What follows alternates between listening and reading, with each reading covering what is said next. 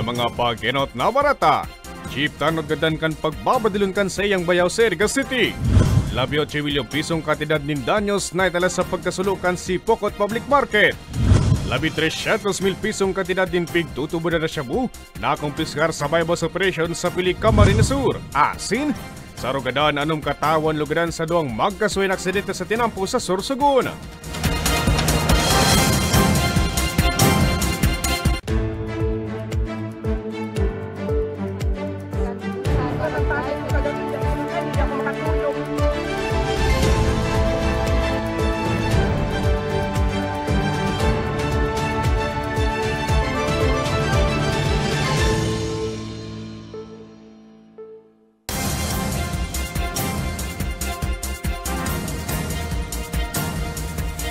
Diyos maray na banggi, uni na mga baretang dapat nindong maaraman ngunya na Martes, Pebrero 25, taong 2025. Sa detalyes, gadan ang sarong Chief Tanod kan pagbabadilon sa luwas kan sa iyang residensya sa Barangay La Purisima sa Iriga City kasabagong aga. Ang suspect, mismong bayaw kainina haloy na subot day kainina kakasundo. May report si Arielo Bea.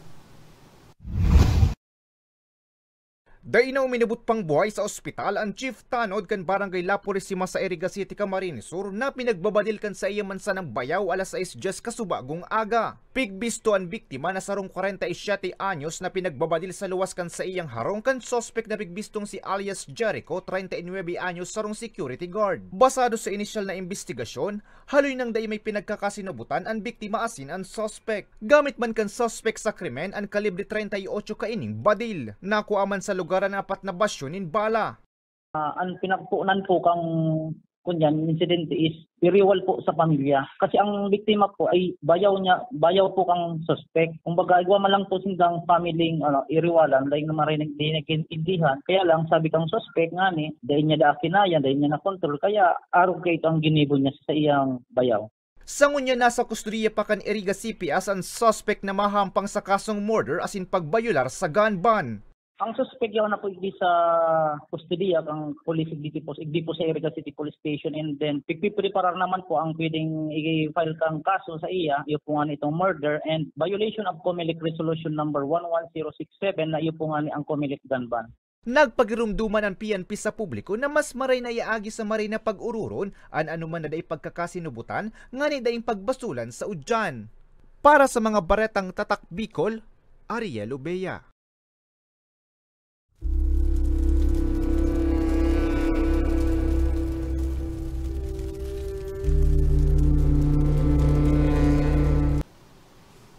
Nagpakol sa 18 milyong pisong kantidad ng danyos ang naitala sa pagkasulukan si Pokot Public Market sa Sipokot, Camarines Sur, Kasudma. Padagos man ang investigasyon kan BFP, nga ni maaraman ang kausa kan insidente. May report si Angeline Dagta.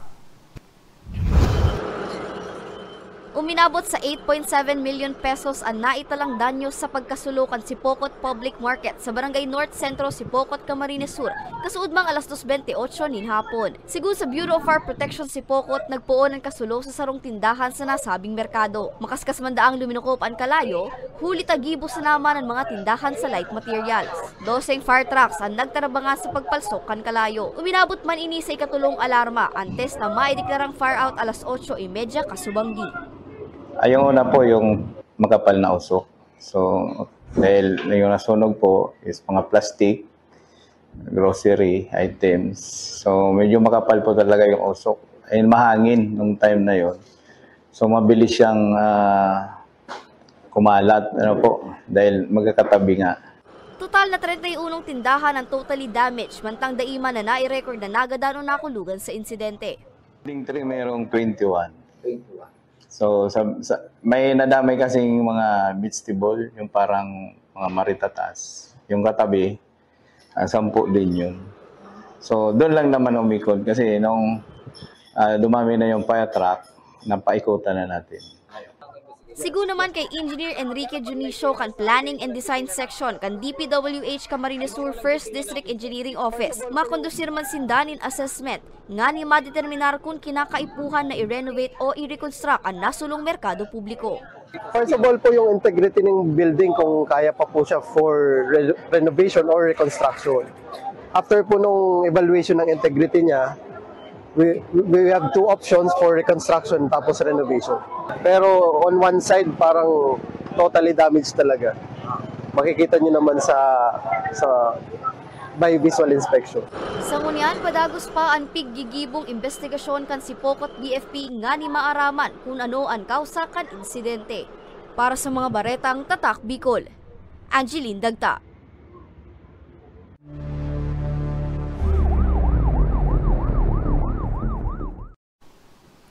Arestado ang sarong dating tricycle driver, makalis na makuha ng labi sa 300,000 pisong kantidad din shabu sa pigkasar na bypass operation sa Pili, Camarines Sur. May report si May Encinares.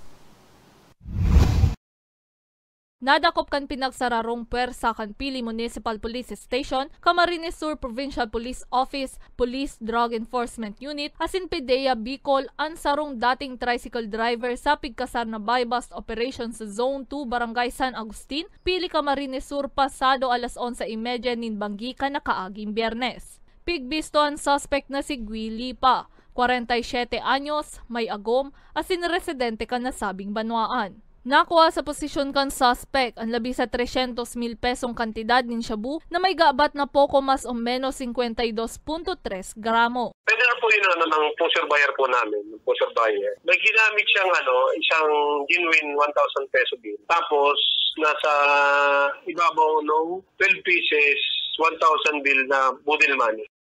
Nasa kustodiya pa kan Pili MPS ang suspect na nahahampang sa kasong pagbalgar sa Republic Act 9165 o ang Comprehensive Dangerous Drugs Act of 2002. So later on, delikado rin po yan. So kung maaari po sana, huwag na, better na maghanap na lang po tayo ng medyo magandang trabaho, na legal na trabaho.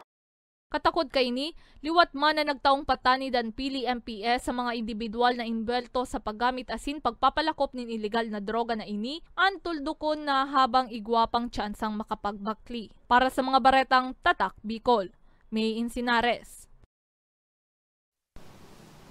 Dead on arrival ang sarong 78 anyos na lolo. Makalis na babangga ng tricycle mantang nasa pagbalyo sa tinampo sa Prieto Diaz, Sorsogon. Ang suspect, sarong 15 anyos na estudyante. Uyaan sa kuyang report.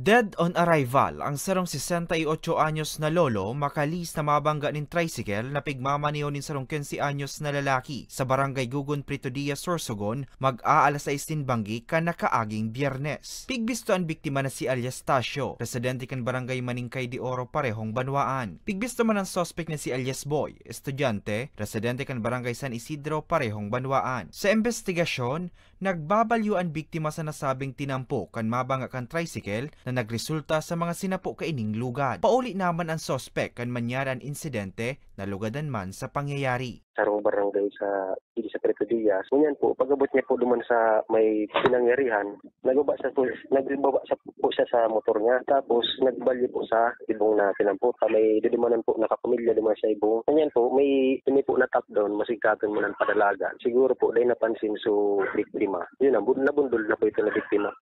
Sa ngunyan, pigalat pa kan otoridad ang magiging lakdang kan pamilya kan ambos lados. Dahil man nakakauron pa ang suspect dara kan trauma. Kunyan po, pagkatapos po kayong insidente, pinakuntay po kan doktor sa ospital kasi nagsusuka man po tapos may gas-gas po sa payo. Kinuntayin po siya para sa obserbahan mo po kan doktor. Nangapoda naman ang Prieto Diaz MPS sa mga nagagamit kan tinampo na maging maikmat ng gad, ngani makalikay sa mga siring na diskwido. Para sa mga baratang Tatak Bicol, Hercules Barbacena. Kampanya kontra ilegal na pagsisira mas papakusugon kan Pandan Municipal Police Station. Asin MOA para sa implementasyon kan mall voting program sa Legazpi City perbado na. Yan ang siniba pang bareta sa pagbabalikan ako Bicol Online TV.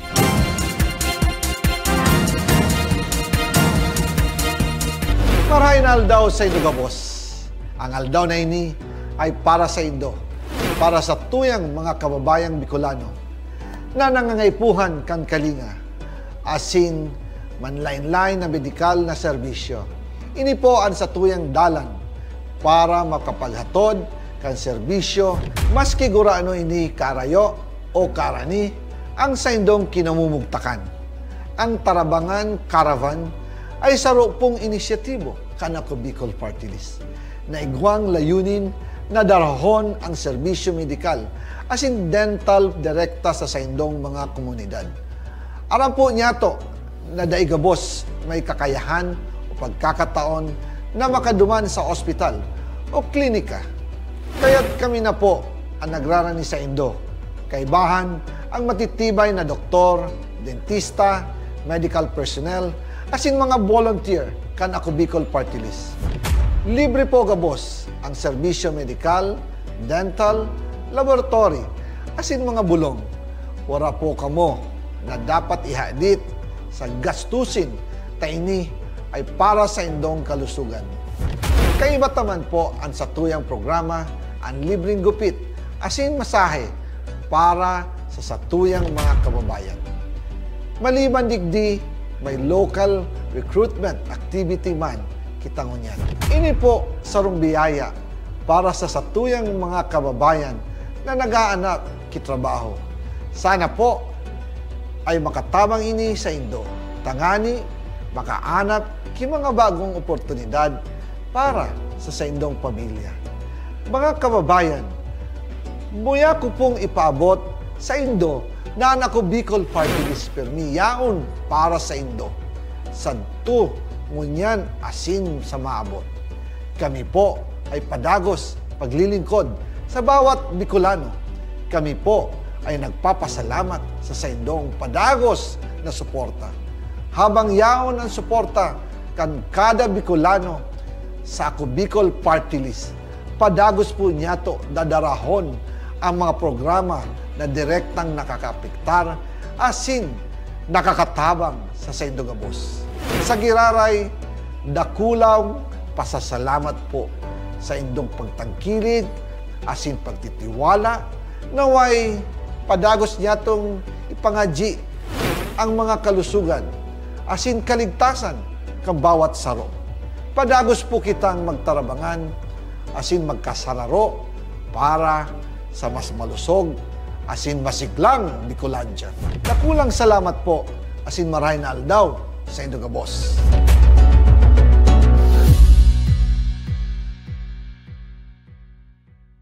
Jericho Rosales po, Bicolano. Ngunyan takaypuan, kitabang at kasurog sa edukasyon, sa kalusugan, at kabuhayan sa panahon ning sakuna. Ang Ako Bicol, katabang at kasurog ta sa pagtaoki scholarship sa mga aking nanangangaypuan. Katabang at kasurog ta sa kalusugan, kasurog sa pagpasar ni Eddie Garcia Lo. Bilang ermano ng bawat Bicolano, ang muya kong party list may plano. Kaya ang suporta ko sa Ako Bicol.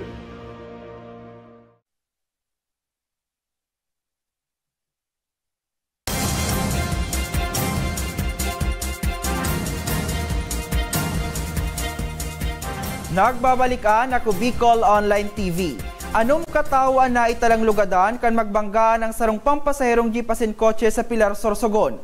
Pigtutok to na manakaw sa kan aksidente ang pagkaturog kan driver kan kotse sa biyahe. May report si Mayen Sinares. Lugadanan nanom katawo sa banggaan nin kotse asin pampasaherong jeep sa Maharlika Highway, Barangay del Rosario, Pilar, Sorsogon. Pasado alas 8 nin aga kan nakaaging Domingo. Kaiba sa mga lugadanan driver kan jeep, apat kaining pasahero asin ang driver kan kotse na enterong nagsapo nin minor injuries. Pigbisto ang driver kan kotse na si Vicky Marticio, 19 anyos, estudyante. Pigbisto man ang driver kan jeep na si Rolando Plaza, parehong residente kan Castilla, Sorsogon. Basado sa investigasyon, hali sa syudad ni Legazpi, pauli na kuta si Marticio kan mangiturog ini sa biyahe na nagresulta sa pagkakabangga kaini sa jeep na haling kumadkad pasiring kuta sa daraga. Sa kusog kan impact, tuminama naman ng jeep sa harong na nasa gilid kan tinampo. Maswerte sa naman na daing nakulugan sa mga tagharong. Alagad sa rong e-bike anada niya ran man sa pangyayari. Nakatulog siya. Nung nakatulog si driver, si Ma'am Vicky, so na-lose control siya doon sa manibela niya. That's the time po na nabangga niya yung approaching na jeep. Kung saan yung jeep naman, yung mga sakay na pasahero, mga 4 po na pasahero yung sakay nun. So nung nabangga niya po yung jeep, dumiretso yung jeep, bumangga naman yung jeep papunta doon sa bahay na doon sa may tabi ng kalsada. So pagkabangga doon sa may bahay, nakagit din yung yung nakapark doon na e-bike. Nagluluwas man sa investigasyon na sinublian sa naman ni Marticio ang kotse sa iyang barkada. Inako naman kan pamilya kainian gastuson sa pagpapabulong sa mga biktima maginan pagpapairahay sa jeep, e-bike asin anada niya rada residensya. Nagporma sila doon sa ospital, nag-discharge na rin po yung iba at nagpapagaling na rin po. So wala pong namatay doon sa incident, nagtango sila ng mga minor injuries po. Huli kan insidente, liwat na pigpagirumdum kan Pilar MPS ang mga motorista na pirming siguruhon na nasa kondisyon ang mga pigmamanehong bihikulo o rugnaan mga sadiri antes ang pagbiyahe. Para sa mga baretang Tatak, Bicol, May Insinares. Pandan Municipal Police Station, porsigidong mapakusugan sa indang kampanya kontra illegal na pagsisira. Personalis kang hipatura, plano man na ipasairarom sa Fish Examiners Training. May report si Danica Garcia. Mas papakusugundakan kapulisan sa Pandan Catanduanes ang sa indang kampanya kontra sa iligal na pagsisira. Sigun kay Police Major Juanito Tibar, kadakol na sinda mga naaprehender na ilegalista sa dagat kan mga nagtalikod na taon. Kaya naman ngani mas maimpormaran o mas maedukar ang publiko patungkol sa mga lay pandagat asin pangkapalibotan, target naman daan nindang magbisita sa mga barangay maging sa mga merkado publiko. Apuera ka ini, pighagad naman daan ninda sa opisina kan Bureau of Fisheries and Aquatic Resources o BFAR Bicol na magkondusir nin pa-training sa mga gustong maging fish examiner. Bukas man da sinda sa ideyang ipasairarom sa nasabing training ang sa indang personahes. Yung napag-meetingan namin, ma'am, yung ang pinaka medyo malala po ay yung pag-dinamita po ng isda. Kaya yung tinaskeo ko niyan, nakisuyo nga ako doon sa taga-bipar namin, ma'am, na sana magkaroon kami ng fish examiners panda talaga. Dahil yung meron kaming fish examiner, kahit hindi na kami pumunta ng laot, hindi namin silang mahuli o sa kung may posisyon sila ng binumbahan na ma'am. Dugang pakanhepe, kadaklan sa mga nadakop nindang ilegalista, iyo ang nagagaramit nin dinamita. Kadaklan kaini ang nagkadarakop sa Isla Can Maturin sa barangay Marambog sa Banwaan nin Pandan. Sa mga paratugang tapong Tarapanera, sana po di na kita magamit ng illegal na gamit pagsira, arugan bomba dahil ini po yung posible po kitang mag-igo ng kampango na kato. Atin po, talagang pinagbabawal po yan dahil may mga sira po na nadadamay, na may saranit pang sira, nadadamay, nagagadaan. Kaya po, yan talagang pinagbabawal ng batas na. Apuera sa BFAR, makakatuwang man kan kapulisan sa kampanyang ini ang personahes kan Philippine Coast Guard Bicol. Mientras tanto, posibleng pagmultahon asin maatubang sa reklamo sa pagbalgar sa Fishery Code of the Philippines ang sisay man na madadakop na magkondusir nin illegal na pagsisira. Para sa mga baretang Tatak, Bicol, Danica Garcia. Pinirmahan na kan Commission on Elections sa Comelec Bicol asan kan manihamiento kan sarong dakulang mall sa siyudad din Legazpi ang Memorandum of Agreement o MOA na nagtutugot na maging voting center ang sarong edipisyo para sa 2025 midterm elections. Objeto kan mall voting program aramon sa report ni May Insinares.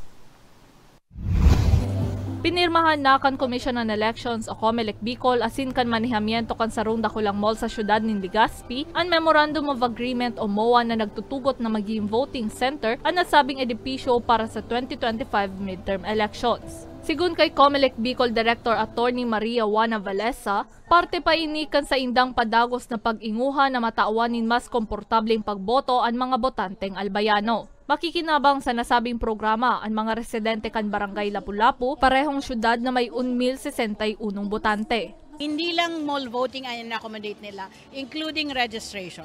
And we also want to thank yung full cooperation ng Barangay Lapu-Lapu. Pigtawang doon man kan direktor na daing ginamit na pondoan sa indang opisina, ninhuli tayo nako na kan manihamiento kan mall ang gabos na gastuson sa mga gagaramiton sa mall voting.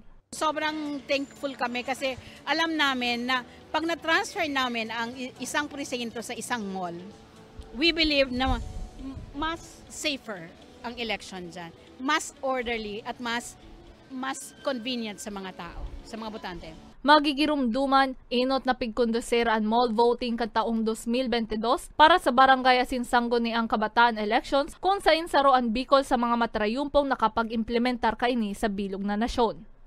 Para sa mga baretang Tatak Bicol, May Insinares. Asin yan ang kataripunan kan mga baretang naguno kan ako Bicol News Team. Ako po si Hercules Barbacena. Salamat!